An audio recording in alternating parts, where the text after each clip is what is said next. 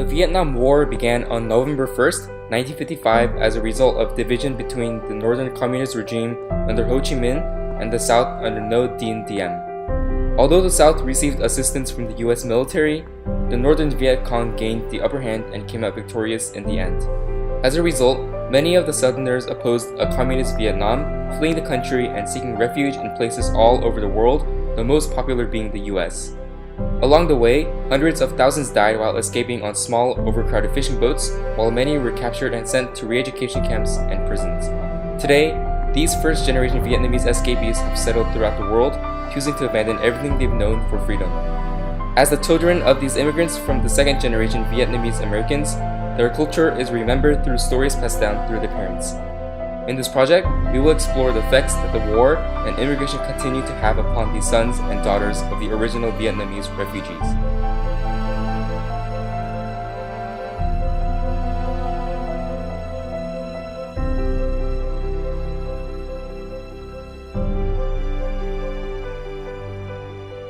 My parents came to Vietnam by a really small boat.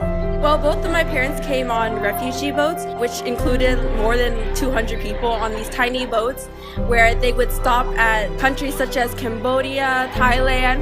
My parents were relatively wealthy, but then they had to legally flee the country, so they had fake papers and stuff, and they fled to France, and then they went to school there for a little bit, and then went to America. My dad escaped Vietnam on a boat, and then they went to Cambodia, and the people there told them that they couldn't be sponsored. My dad's family came from Cambodia, and while Pol Pot was coming through Cambodia, my dad's family, they moved to Laos and China, and then they flew over here. And my mom's family, they escaped during the Viet Cong and Vietnam War. And they took a boat, and the boat crashed, and so they're refugees in the Philippines, and then they made their way to America. I actually know a decent amount about my family history, mainly because my parents would share it to me when I was younger. My dad would tell me his story about how he escaped the war and his immigration over here. And my mom went through a completely different experience, but she told me about her immigration as well. So I kind of heard both stories and the struggles of both stories as well, and how they were different.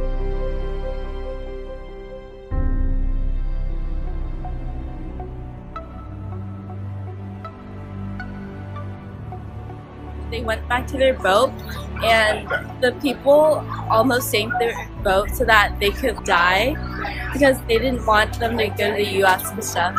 But they got sponsored by a church in Indiana, and then they flew there. They would stay with people who would attempt to help and feed them and provide shelter for them. They had to leave communist Vietnam because of how they were mistreated by the communist Northern Vietnamese. And so when they went on the little boat, they had to go into small hostels and small little campsites where they would have little food, but everyone would still be around to support them and help them.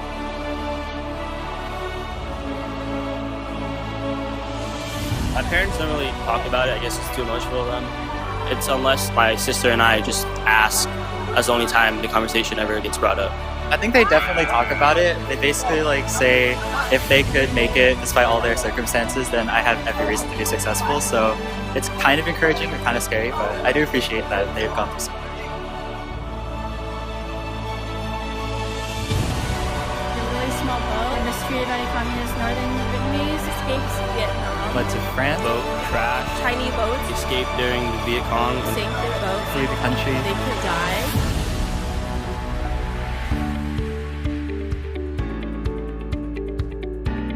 My grandfather was drafted into the army when he was 21 years old. He became an officer in the South Vietnamese Air Force after studying in a French Air Force training school. During his years serving in the Air Force, he witnessed many deaths and was even shot down twice. Eventually, he was promoted to the position of lieutenant colonel. After the fall of Saigon, he fled the communist Vietnam on a small fishing boat.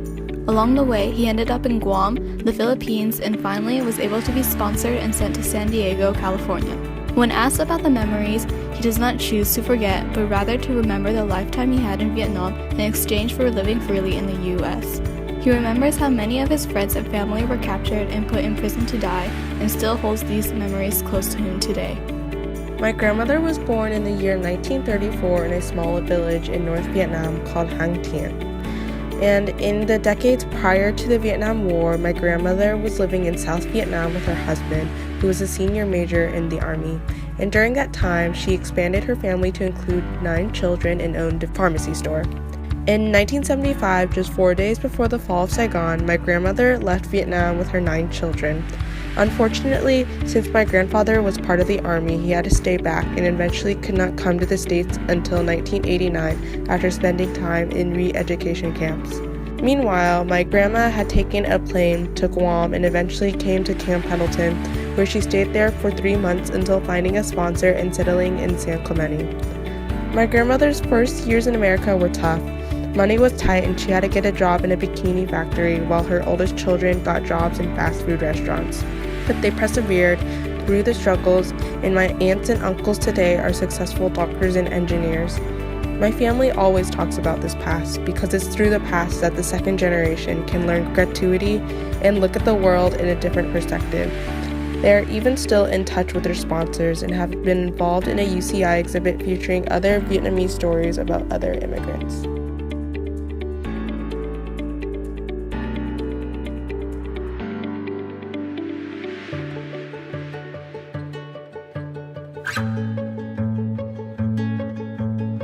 The way I keep in touch with my roots is by going to Vietnamese school because I get to learn my language, I get to learn my culture, and then I meet other people who are also in the same culture, and we all gather and are able to learn from each other. Every time we have a yo, I would always have questions and ask my parents, oh, what was my grandfather like? What was my great-grandfather like? And were they close to my parents? And if having him in America really changed their life. I do family gatherings. I listen to them talk about like the past and what Vietnamese culture is. We cook food. Vietnamese food, that's pretty good. I go to Bolsa, which is in Little Saigon or Westminster. I eat Vietnamese food a lot, like pho. I say at least once a week or once every 2 weeks I'll go up to Bolsa and I will, we'll eat different foods, pho, ban can, and all these other and then of course spend time with my grandma during Vietnamese and Chinese New Year and Christmas. Because I'm essentially second generation here, my parents actually have me keep in a lot of touch with my culture. So we still do a lot of cultural things, whether it's holidays or just traditional things. When I was younger, I even played a traditional instrument just to kind of keep in touch. But my parents do a lot with that. Again, whether it's just how we do particular things, even though they may be like idiosyncrasies, or it's just cultural holidays and things like that.